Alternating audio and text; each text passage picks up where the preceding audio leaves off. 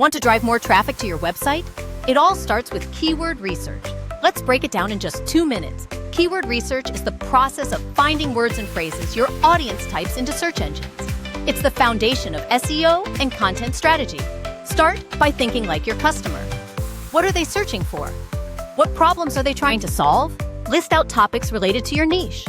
Use tools like Google Keyword Planner, Ubersuggest, or Ahrefs to find real keyword data. Look for high search volume and low competition. Not all keywords are equal. Understand the intent behind them. Are users looking to buy, learn, or compare? Match your content accordingly. Group keywords into themes or clusters. This helps with content planning and internal linking strategies for better SEO results. Remember, audience insight, the right tools, intent analysis, and organization. That's your basic keyword research blueprint. Want to go deeper? Hit like, subscribe, and grab your free keyword research checklist in the description. Happy optimizing!